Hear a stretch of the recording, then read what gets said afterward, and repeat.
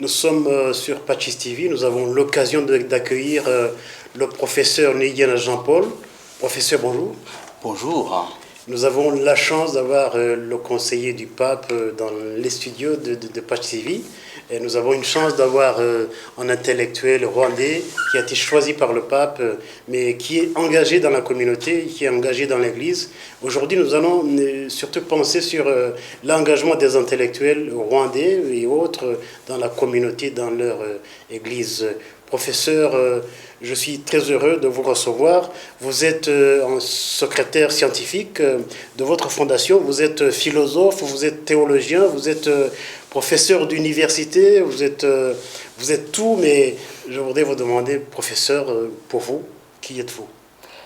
Je suis un petit-fils d'un catéchiste. Je suis un intellectuel qui a fait son chemin, c'est vrai, par la formation universitaire, mais pas que ça, par la formation aussi au sens de la recherche. Je suis rwandais, je suis aussi belge, l'identité on l'assume jusqu'au bout. Je suis un chrétien engagé, c'est-à-dire à travers ce que je fais, de par ma vie concrète, mais aussi au sein de la communauté chrétienne qu'on appelle l'Église catholique. Je suis enseignant, donc professeur à l'université, aussi bien en Belgique qu'au Rwanda. Donc depuis 6 ans, j'enseigne à l'Université catholique du Rwanda. En Belgique, je fais beaucoup de recherches, j'enseigne, je prépare les futurs enseignants du cours de religion dans les écoles. Je donne aussi des cours de type théologie, surtout la théologie africaine, dont je suis spécialiste. Mais en termes de ma formation au niveau théologique, parce que je pense que c'est ça qui vous intéresse le plus, j'ai fait ma thèse sur 2 grandes figures de l'intelligence, de la civilisation occidentale, à savoir le grand théologien allemand et américain, un petit peu allemand et américain, Paul Tillich, qui est très connu. Je suis aussi le conseiller de la grande association qui rassemble les spécialistes de Paul Tillich. D'ailleurs, en 2023, donc l'année prochaine, au Rwanda, j'ai préparé et tous mes collègues sont très contents de venir faire leur grande rencontre internationale à Kigali l'année prochaine. Donc la section américaine, la section européenne française, allemande aussi, et puis alors les collègues africains. Bon, ça c'est pour vous parler de l'un des personnes sur qui j'ai travaillé, donc Paul Tillich, un grand théologien de notre temps, l'un des plus grands théologiens de notre temps, avec sa spécialité. J'aurai peut-être l'occasion de le partager avec vous. Et puis alors, sur un autre grand philosophe, mais très catholique, qui a reçu le prix de Benoît XVI, dernièrement, le philosophe canadien Charles Taylor.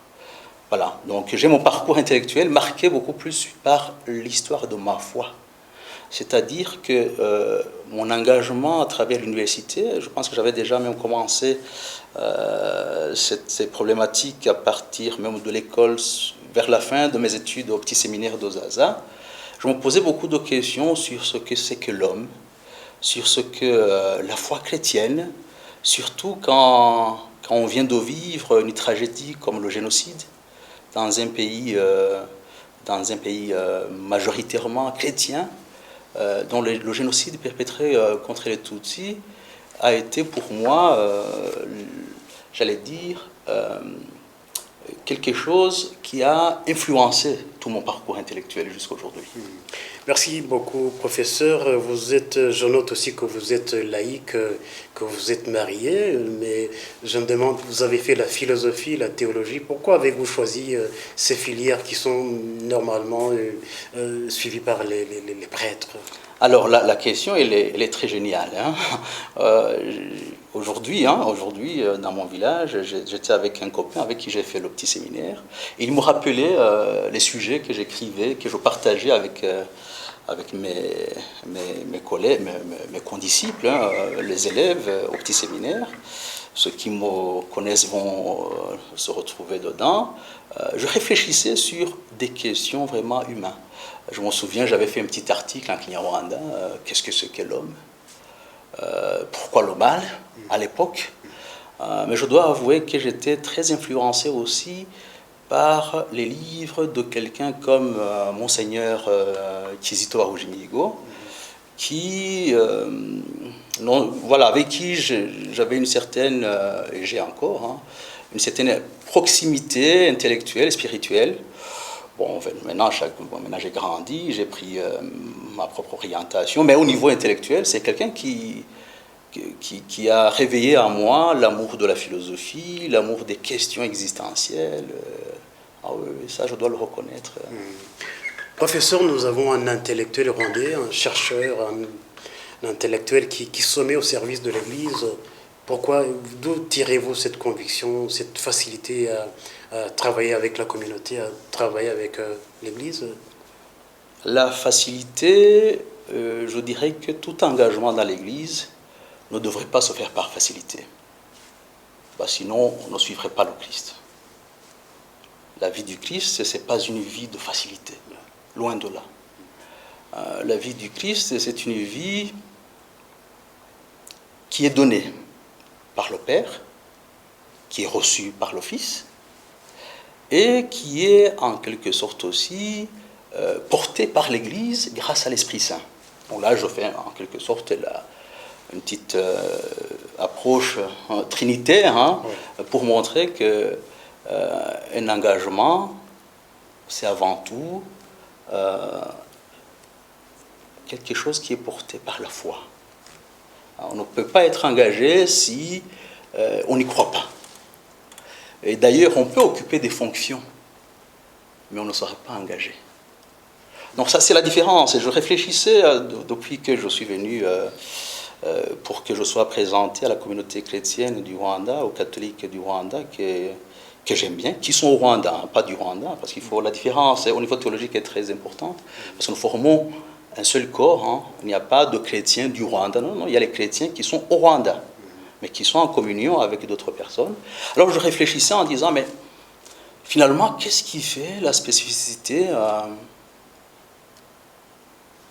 d'un chrétien qui décide de s'engager au service du Christ? Un petit peu comme les disciples. Évidemment, on s'engage selon plusieurs paramètres, mais la spécificité pour moi, c'est déjà se dire que la mission n'est pas un travail, c'est un appel. La mission, c'est un don, c'est pas un calcul. La mission, c'est de la passion, c'est-à-dire parler de celui qu'on aime aux personnes qu'on aime. Ça, c'est tout chrétien devrait être, tout chrétien missionnaire, chaque fois qu'il parle du Christ, qu'il aime bien, aux personnes, aux êtres humains, qu'il aime bien. Donc, moi, je le fais parce que j'ai eu voilà, dans ma vie propre, ma vie familiale, je suis marqué par la foi de mes grands-parents, de mon grand-père, hein, qui fut le premier catéchiste à Zaza. Ça n'a pas été facile pour les premiers chrétiens rwandais. Ils ont été bannis de leur famille. Hein. Ils ont été rejetés par leur famille, leurs frères, leurs pères. Mais aujourd'hui, j'ai l'impression que la foi est devenue quelque chose de banal, parce qu'on y a accès facilement. Mais ce témoignage des premiers chrétiens me renvoie, pour moi, les premiers chrétiens rwandais, à la foi des apôtres, des premières communautés chrétiennes. Et nous devons rester toujours connectés à la foi des premiers chrétiens, de nos grands-pères, de nos pères dans la foi chrétienne rwandais. Ouais. Professeur, quel est votre regard sur, pas pour juger, mais pour se poser des questions, il y a beaucoup d'intellectuels qui perdent la foi. finalement, qui pensent que la foi, le message chrétien est venu sous l'emballage du colonialisme, qui n'est pas proprement africain. Alors, quel regard? Est-ce qu'ils ont peut-être une malchance de ne pas avoir eu votre formation, ou bien c'est par... est-ce que la foi et la raison peuvent faire bon ménage pour un philosophe comme vous? Alors, la foi et la raison, c'est, comme le disait le saint pape Jean-Paul II, hein, qui disait que c'est comme deux ailes, hein, deux ailes d'un oiseau, deux ailes donc, qui se complètent. Et on voit bien que dans la tradition chrétienne, la foi ne s'est jamais séparée de la raison. Il suffit de regarder chez les pères de l'Église, Saint Augustin. Croire, c'est très bien, mais il faut comprendre ce en quoi on croit. Ça, c'est très important. Il faut comprendre aussi pour croire. Cela ne veut pas dire qu'il y a... Je vais peut-être être assez clair et reprendre quelques éléments qui sont très schématiques, c'est vrai, mais qui peuvent éclairer. La foi est de l'ordre du sens. La foi est quelque chose qui nous nourrit, qui donne à notre vie une orientation, qui propose non pas des règles toutes faites, non, mais la foi chrétienne est un horizon de compréhension de soi, des autres, du rapport entre le soi et les autres, sous la lumière de la transcendance, c'est-à-dire de Dieu, et du Dieu révélé, parce que notre Dieu, en tant que chrétien, c'est un Dieu révélé. Donc, chez les chrétiens, et je le répète parce que c'est très important, j'étais dernièrement à un colloque à Zagreb, et je me souviens des mots du nonce qui était là, en disant notre foi n'est pas une foi en une idée. Nous ne sommes pas des philosophes. Nous sommes des chrétiens. Notre foi porte sur une personne qui est le Christ. Qu'est-ce que nous apprenons du Christ? Ce que nous apprenons du Christ, c'est sa parole, la bonne nouvelle, les évangiles, c'est ses gestes. C'est ses gestes. Et donc, du coup, pour revenir à votre question, le christianisme n'appartient à aucune culture. Le christianisme est un bien de l'humanité, et le christianisme s'adresse aux hommes de bonne foi, de bonne volonté. Et d'ailleurs, pour reprendre quelqu'un qui est très connu comme Gandhi, hein, il est très connu, qui disait qu'il avait trouvé beaucoup de richesses dans le christianisme, que ce qu'il a pu faire, il a fait grâce à sa découverte du christianisme. Donc, le christianisme, ce ne sont pas des théories, ce ne sont pas des dogmes abstraits. Non, le Christ que nous suivons, c'est un Christ engagé dans la vie. Pourquoi certains penseurs, philosophes qui se disent existentialistes rejettent le Christ? Alors, je vais peut-être reprendre pas mon maître à penser, mais c'est Paul Tillich, le grand théologien, qui disait « Les hommes de notre temps ne rejettent pas le christianisme. Ils rejettent la manière dont le christianisme leur est adressé. » Absolument.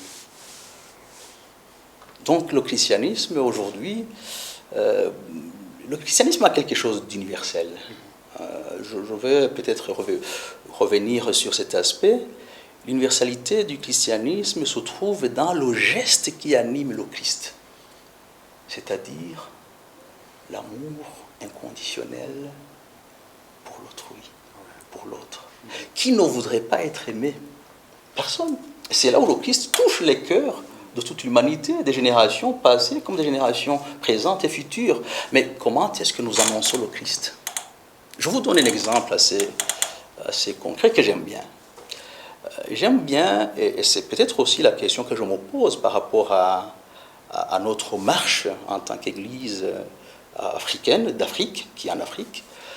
J'aime bien donner les grandes figures de la foi chrétienne, mais qui ont essayé de vivre dans leur vie concrète les vertus du Christ. Et vous allez vous rendre compte que ces personnes-là n'ont pas besoin de se retrouver dans un milieu catholique ou chrétien pour être appréciées. Ouais. Je donne l'exemple de Mère Teresa. Mère Teresa, elle est considérée en Inde, vous savez qu'en Inde, la plus grande majorité des Indiens n'est pas catholique. Mais c'est quelqu'un qui est très, très apprécié. Ah, ça, c'est clair. Ça montre que le Christ, si on le suit de manière tout à fait engagée dans le sens du don, on va témoigner du Christ et il n'y aura pas de résistance. Mais ça, c'est de l'autre de l'eschatologie, pour parler en termes de théologique. Oui, je reviens sur ma question. Pourquoi les intellectuels rejettent Jésus? Est-ce que le Christ leur est mal annoncé? Je pense que si on voit les intellectuels africains, parce qu'il faut élargir les horizons, il y a un grand intellectuel africain qui, j'ai eu la chance de l'avoir comme professeur au Cameroun, le grand philosophe et théologien Fabien Ebousi-Boulaga, qui est très connu, un ancien jésuite, et qui a écrit beaucoup de livres, qui se pose beaucoup de questions.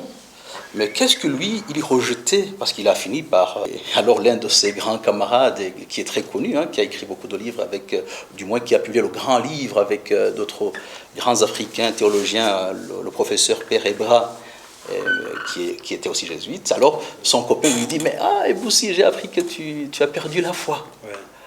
Il dit, non, je ne suis pas si bête pour perdre la foi. Parce que la foi, on ne la perd pas. La foi, on ne la perd pas.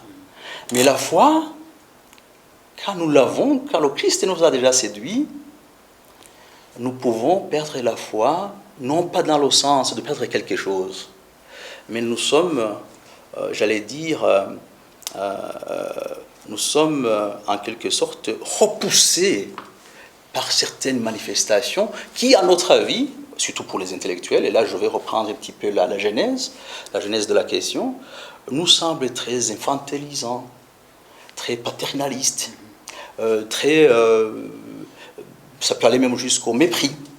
Alors, en Afrique, ça se voit très vite. Il faut voir que la plupart des intellectuels qui se démarquent de l'Église, il y en a qui sont des anciens petits séminaristes, il y en a qui ont eu un contact très fort avec l'Église, et qui, en grandissant, se trouvent dans un point de rupture pour des raisons qui sont aussi pastorales.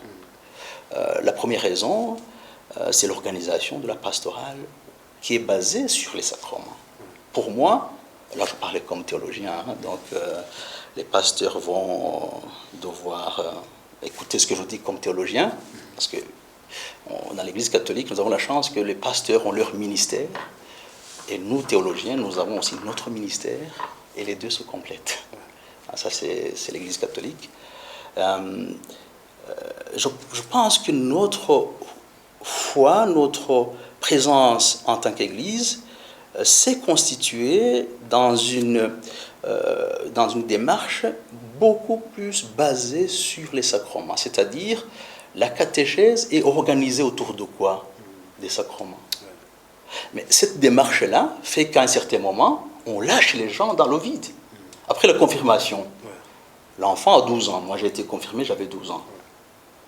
Imaginez-vous que je devais être retrouvé par ma communauté chrétienne le jour où je vais me marier, si jamais je me marie.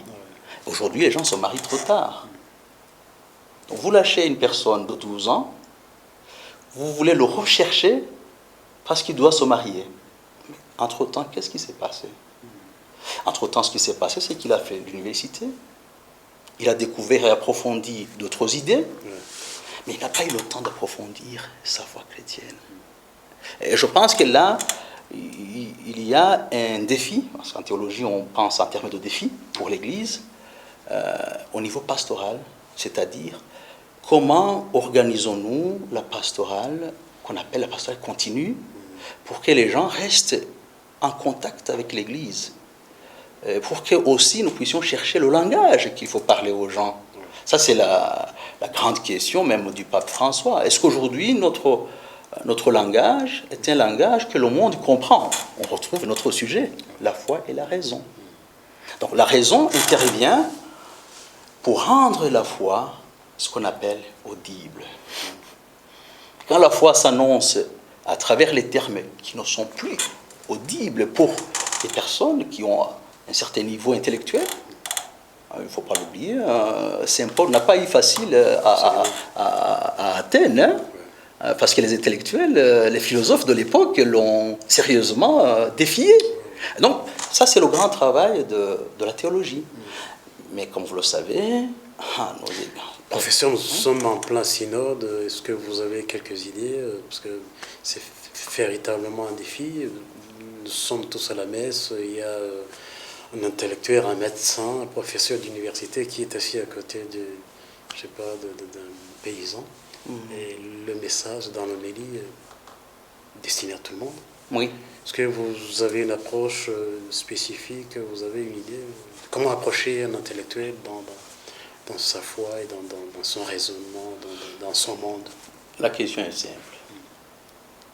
Comment toucher les cœurs? Ouais. C'est ça la question. Comment toucher les cœurs? Comment parler du Christ? Il faut vivre le Christ. Ouais. Il faut parler de lui. Il faut l'aimer. Et aimer les gens à qui on va parler de lui. Le reste va se faire.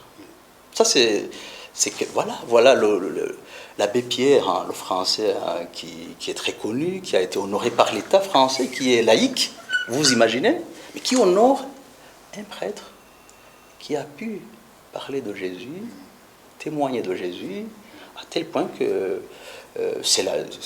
il fut un temps où il était, je pense, où il était la plus grande figure française populaire. Même aujourd'hui, auprès de tout le monde. Donc, la grande difficulté, et là je vais toucher peut-être ma propre chapelle un petit peu. Quand je dis ma propre chapelle, c'est mon domaine. Hein. Je n'ai pas de chapelle en tant que telle. C'est un langage, c'est une expression. C'est le déficit théologique de nos églises en Afrique. Le déficit théologique. Je suis très étonné de voir, par exemple, vous allez en Allemagne, vous allez en Belgique, vous allez ailleurs, les églises sont, vous savez, l'Occident est frappé par la sécularisation, tout le monde le sait. Mais ces gens, ils ont beaucoup à donner au niveau d'interprétation de l'Évangile, au niveau de la traduction du sens de l'Évangile dans la vraie vie.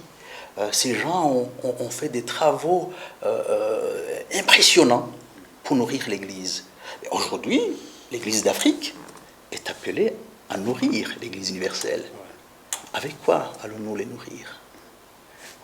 Avec quel langage allons-nous leur dire « Nous avons reçu le Christ. Voilà ce que nous en avons fait et voilà ce que nous vous proposons. » C'est ça l'Église, la contribution de l'Église particulière à la construction de l'Église universelle. Merci professeur, vous êtes conseiller du pape en matière d'éducation, de culture je crois. Vous avez écrit certainement beaucoup sur l'éducation. Vous avez préconisé que dans l'éducation, on insiste sur la paix, sur l'environnement. Qu'est-ce que vous entendez par la paix et l'environnement dans l'éducation déjà?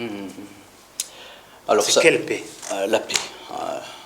J'ai lu une fois, et c'est quelque chose qui m'avait frappé, j'ai lu une fois un livre de quelqu'un qui est rwandais, le grand intellectuel rwandais, qui n'est pas très connu chez nous, qui est très connu et travaillé à l'étranger, c'est Alexis Kagame. J'ai découvert un livre qu'il a écrit pendant le concile, avec la critique. Quand je parle de la critique en tant qu'intellectuel, quand on parle de la critique, c'est pas négatif. Ça n'a pas une connotation négative. C'est une connotation positive dans le sens où ça invite à construire, à s'améliorer. Alors il avait écrit ceci. Pour lui, l'éducation reçu de l'Occident. Donc je parle de l'école moderne, hein, l'école que vous avez fréquentée, que j'ai fréquentée, est quelque chose qui, à son avis, manque quelque chose d'assez important, à savoir qu'elle est trop rationalisée. Et dans ce rationalisme occidental, qui a donné lieu à l'individualisme, à l'instrumentalisation de l'intelligence, c'est-à-dire fabriquer des choses, penser toujours en termes du profit. Ce que moi, je vais en tirer. Hein. Aujourd'hui, on dit, mais qu'est-ce que moi, je vais tirer de cette affaire-là? Je ne m'engage pas. Où est l'intérêt? Alors, à l'époque déjà, en 1963, en plein concile, voilà qu'un brave Africain, philosophe, qui a fait l'école occidentale, reproche à l'école occidentale d'avoir oublié l'essentiel. Ouais. Et l'essentiel pour lui, c'est quoi? L'essentiel, c'est, comme le dit le pape dans son invitation, hein, le pacte éducatif global, l'essentiel, c'est quoi? C'est la relation à l'autre. C'est penser la place de l'autre, la valeur des plus petits. C'est penser, comme son encyclique, hein, sa lettre très connue, Laudato Si, c'est penser la place de l'environnement dans ce que nous faisons, la place des futurs, des générations futures. Et pas seulement, selon Alexis Kagame, habiter le présent comme le préconise la civilisation occidentale. Donc, moi, je pense qu'à ce moment-là, l'Église propose quelque chose qui va dans le sens d'éduquer à la paix. Éduquer à la paix, c'est éduquer à ce qu'on appelle le décentrement. Là, on voit bien que le pape, quand il invite l'Église à renouveler son éducation, et pas seulement l'Église, mais les sociétés, les gouvernements, d'autres religions, en disant, mais nous sommes face au grand danger de l'humanité. Et la solution se trouve dans notre manière de préparer les générations futures. Et c'est dans ce sens-là que je me suis engagé à penser à l'éducation à la paix. Comment éduquer à la paix? C'est une recherche qui m'a pris beaucoup de temps, et je dirais même qu'elle elle ne se termine pas. Mais éduquer à la paix, c'est d'abord éduquer à respecter l'autre.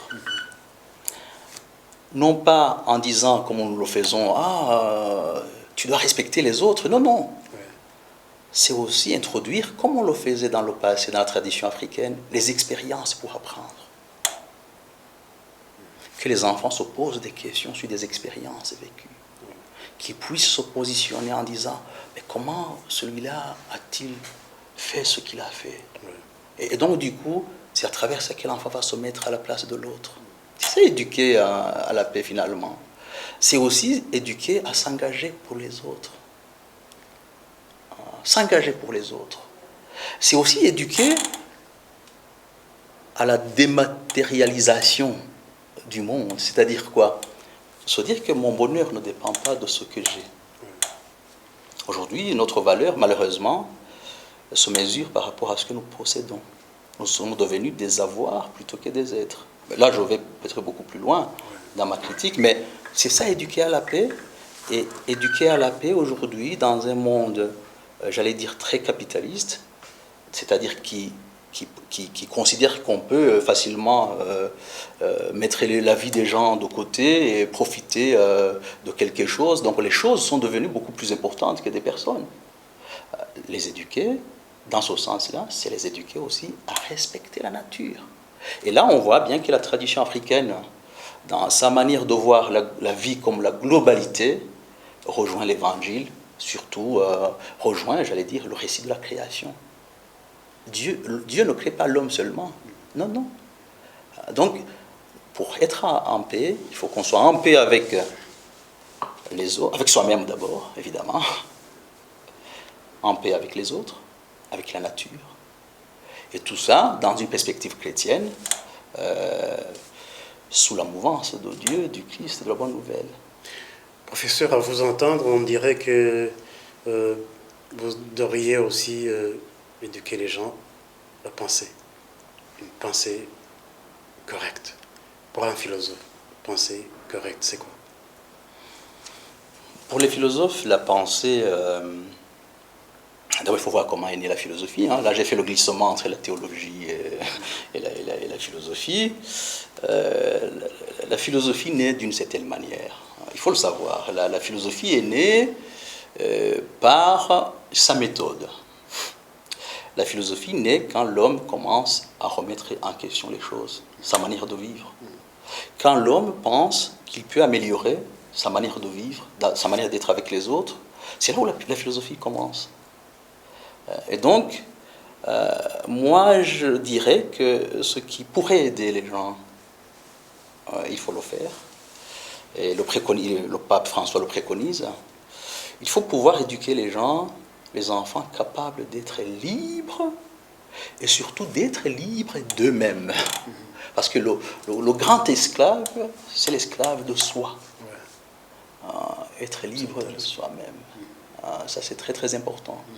Nous sommes aujourd'hui, plus que jamais, on le voit, nous sommes esclaves de tout ce qui nous entoure. Il suffit de voir les gens accrochés à leur GSM, il suffit de voir les gens qui passent, on le voit aujourd'hui, les gens qui mettent de côté la vie familiale au profit de l'accumulation des biens. Il faut voir... donc, la première libération, il faut vraiment aider les gens à se dire penser, et penser correctement, c'est penser à se libérer de soi.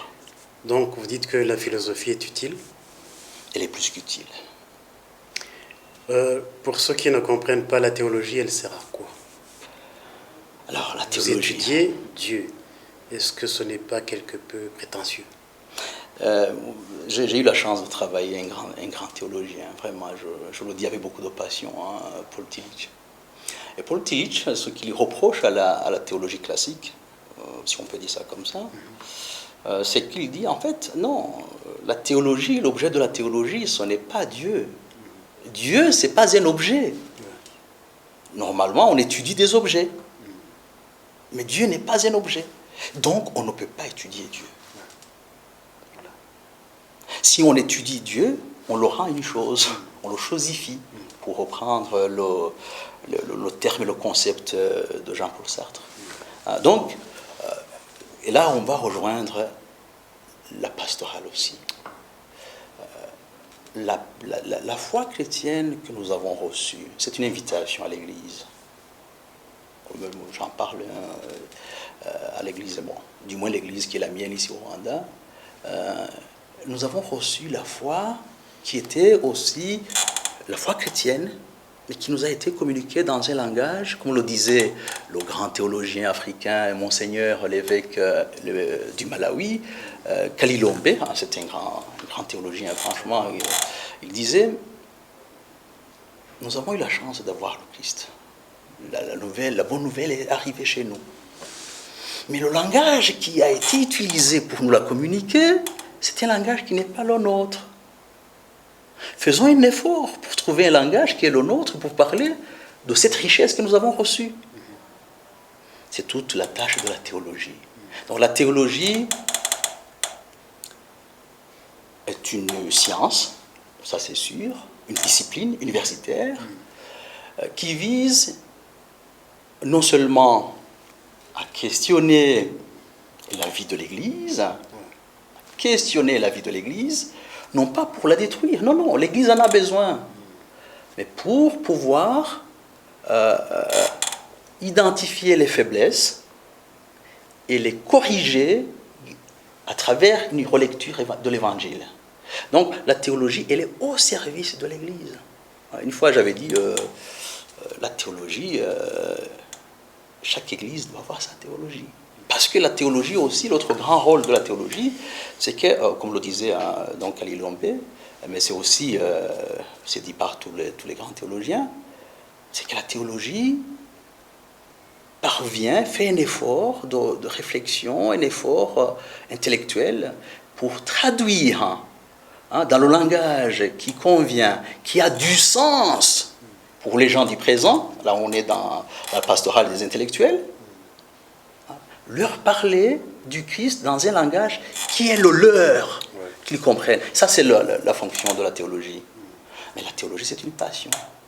La théologie, ça s'apprend, comme toutes les matières. Il ne suffit pas, et là je vais vraiment préciser des choses qui me paraissent assez intéressantes. Il faut faire la distinction entre être diplômé et être un intellectuel. C'est différent. L'Afrique a beaucoup de diplômés, mais l'Afrique a besoin d'intellectuels aujourd'hui. C'est-à-dire les gens qui se mettent en chemin pour chercher. Chercher, si tu es théologien, chercher à comprendre ce que le Christ dit aujourd'hui. Scruter l'Évangile pour vous dire, voilà, aujourd'hui quand j'articule l'Évangile, qu'est-ce qu'il peut dire pour nous aujourd'hui dans ce que nous vivons? En quoi est-ce que ça peut être la bonne nouvelle d'aujourd'hui? Le Christ, il ne faut pas l'oublier, c'est la bonne nouvelle d'aujourd'hui. Comme il fut la bonne nouvelle des plus démunis, des rejetés de l'époque, et ainsi de suite. Merci beaucoup, professeur. Vous êtes conseiller du pape. Est-ce que vous l'avez déjà rencontré après votre nomination ou bien à la première réunion dans votre ministère? Qu'est-ce que vous allez proposer? 2 ou 3 éléments que vous avez déjà en tête que vous allez proposer. La question, elle est difficile. La question, elle est difficile, mais en même temps, elle est intéressante. Ça m'interpelle. Je pense qu'on ne sait pas penser assez pour apporter les éléments qui aident le discernement du Saint-Père. Parce que c'est ça notre fonction, en fait. Ce sont les éléments qu'on apporte au Saint-Père pour qu'il puisse discerner dans sa fonction du successeur de Saint-Pierre pour l'Église en matière de la culture et de l'éducation. Et ce que moi je peux offrir, ce que je vais offrir, c'est quelque chose qui vient de mon expérience. C'est quelque chose qui vient aussi de ce que je constate à travers mes rencontres avec les autres. C'est quelque chose qui vient aussi de mon écoute, parce que je dois écouter aussi beaucoup pour pouvoir proposer des choses. Mais pour le moment, l'éducation, pour moi, fait face à beaucoup de défis. Et le Saint-Père lui le dit. Le grand défi, c'est non seulement cette éducation qui donne du contenu existentiel aux personnes, pas que l'éducation des machines qui sont prêtes à produire. Prendre un enfant pour qu'il lui apprendre des choses pour qu'il fasse en fait partie d'un nombre incalculable de machines destinées à produire, même sans même comprendre pourquoi on produit.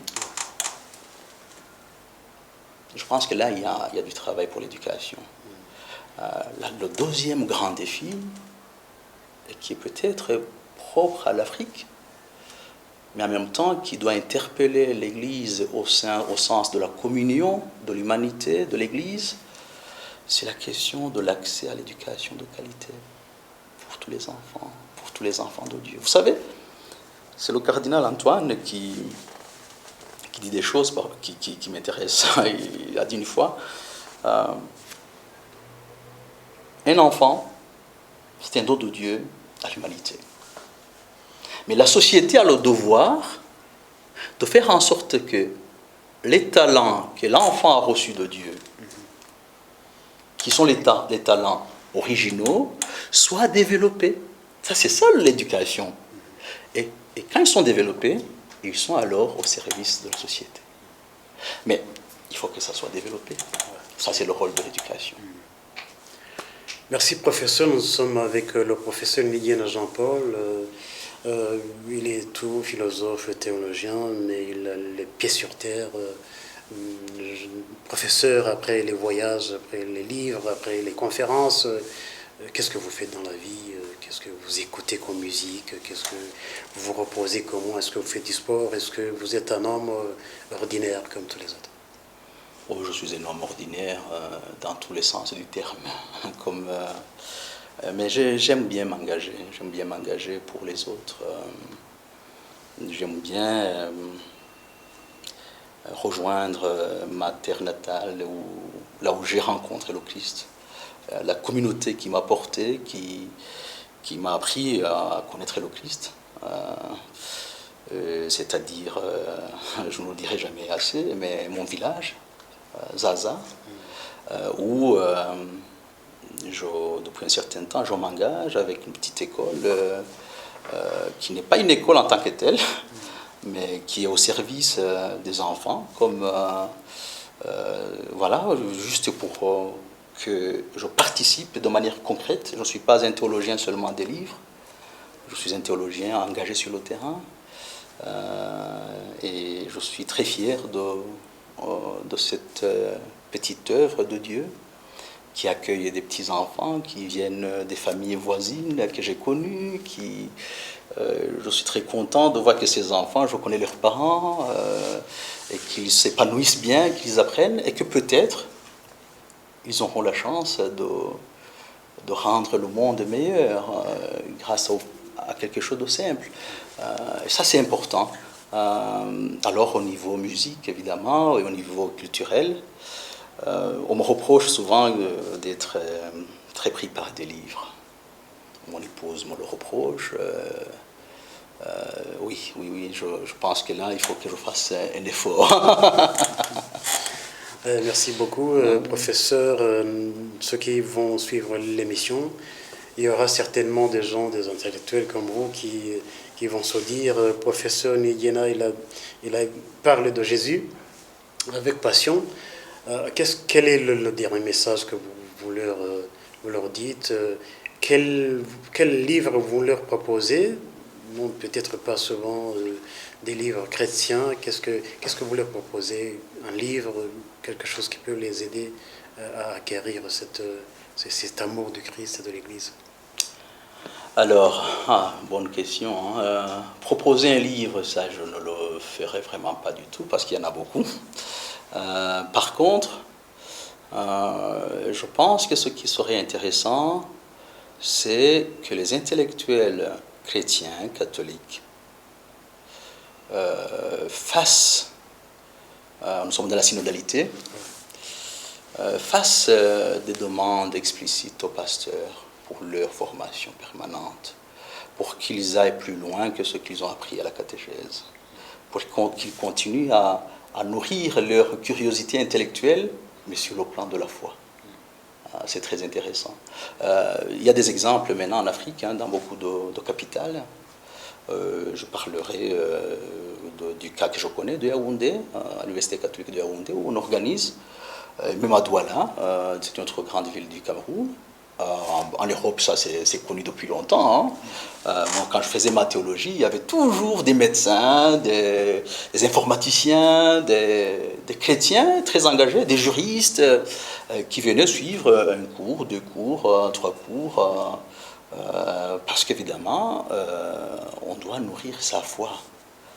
Et sa foi, quand on a eu la chance d'être un intellectuel, il faut la nourrir intellectuellement aussi. Est-ce que je vous demanderai d'organiser ces cours au Rwanda, inviter peut-être les intellectuels à suivre votre cours, peut-être avec d'autres?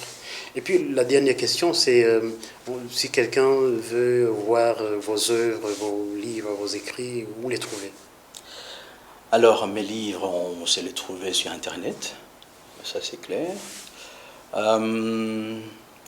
La plupart, mes articles, alors ça, il faut évidemment acheter les livres collectifs où se trouvent les articles ou les revues. Mais voilà, les livres, on sait les trouver. Moi, jusqu'ici, j'ai travaillé la question de la mission au Rwanda. Il y a un livre qui est sorti. Et dans ce livre, on voit la participation de beaucoup de nos évêques rwandais, le cardinal, Monseigneur Philippe, Monseigneur Anaclé. Donc, les trois évêques ont contribué dans ce livre. Mais en même temps, moi, c'est ce que je fais quand je forme mes étudiants au Rwanda. Je les invite à lire. Il ne faut pas tout le temps... non, il faut leur donner les ouvertures, leur demander d'aller chercher. Moi-même, je leur fournis les articles en disant il faut que tu lises ça pour ce cours, il faut que toi aussi tu lises ça, tu comprennes qu'est-ce que ça te fait, en quoi est-ce que ça te fait réfléchir, à partir aussi de l'expérience de ta foi chrétienne. Mais ça c'est au niveau du Rwanda, mais sinon j'ai d'autres préoccupations, par exemple le livre sur religion et défis actuels de l'école. Qu'est-ce que les religions peuvent apporter au niveau, c'était avant ma nomination, donc comme conseiller. Donc là, c'est avant, c'était avant. Oui, les religions, c'est une richesse de l'humanité. Mais qu'est-ce qu'on en fait? Les religions regorgent beaucoup de richesses humaines, beaucoup de sens. Mais maintenant, il faut que ces religions-là contribuent à l'épanouissement de l'être humain, contribuent dans ce processus où l'on cherche des réponses aux questions qu'on se pose. Je vous raconte quelque chose qui m'avait frappé dernièrement quand j'ai participé à un grand colloque à Zagreb, en Croatie. Il y a une théologie qu'on a développée maintenant en Europe sur la théologie qu'on appelle la théologie publique. La théologie publique, c'est quoi?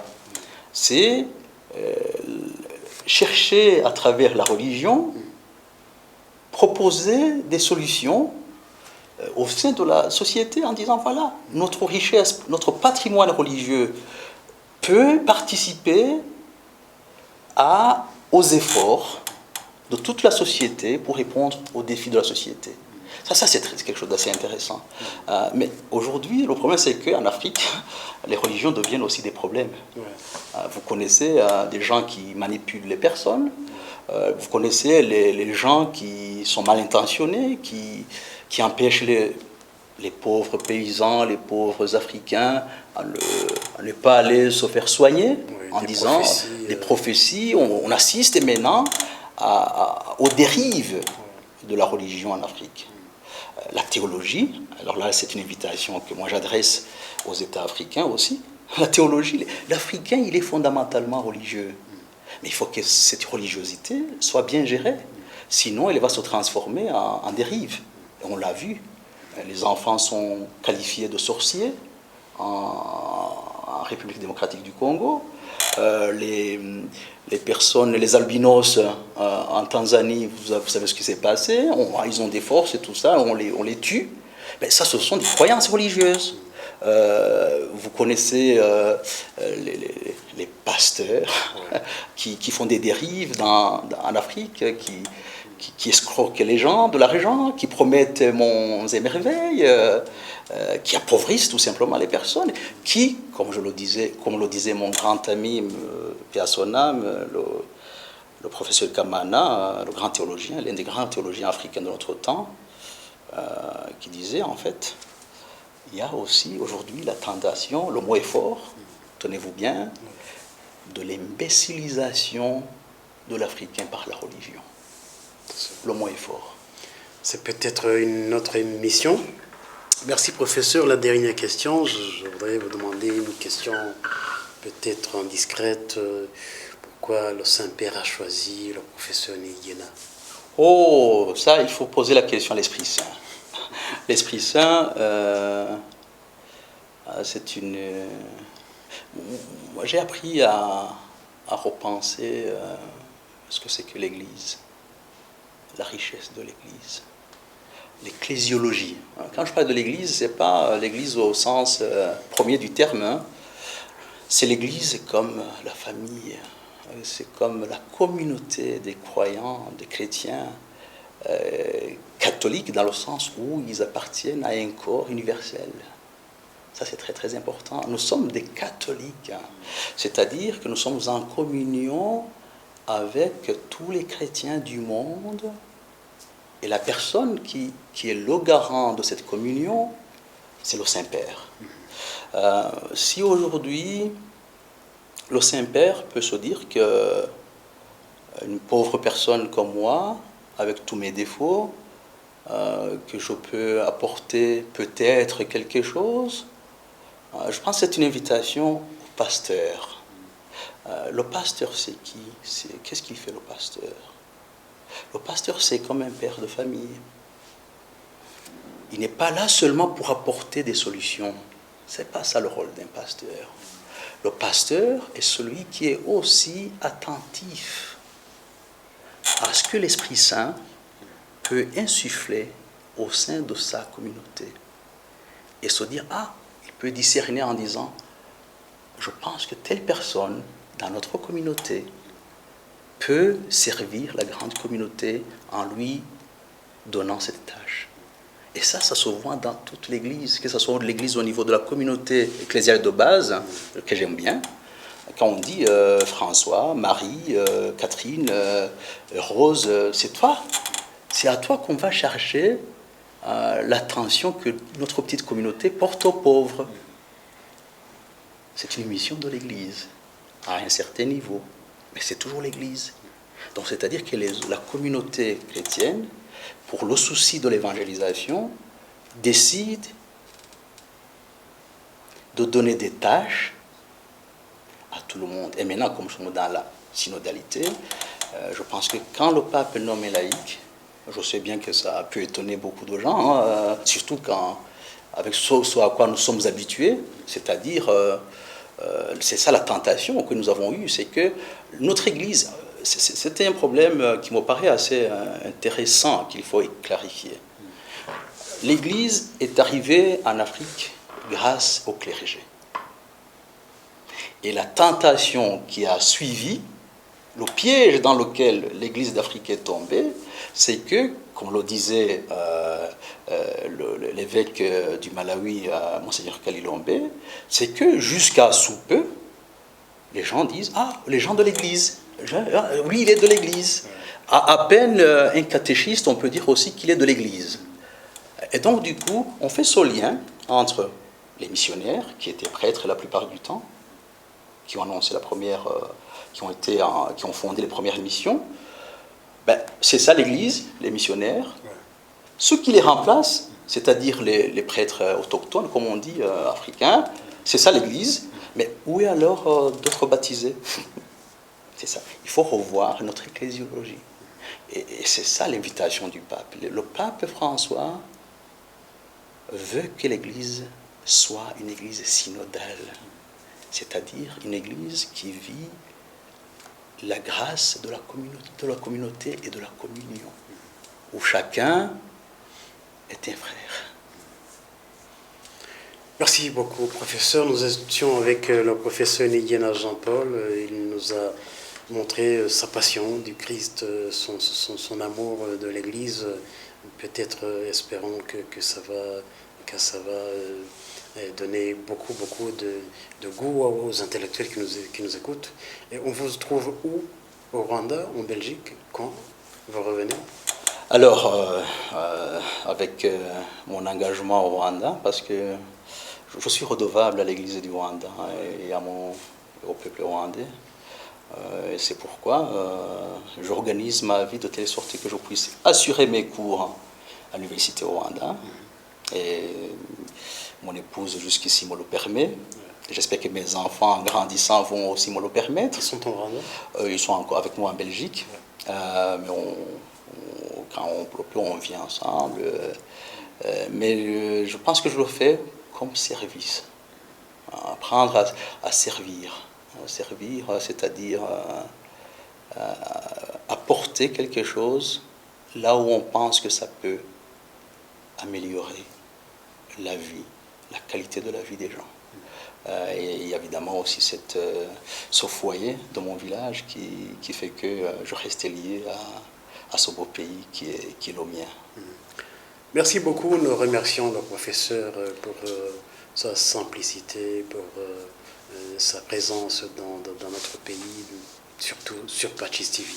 C'est moi qui vous remercie. Hein. Merci beaucoup. Hein. Merci beaucoup. À la prochaine.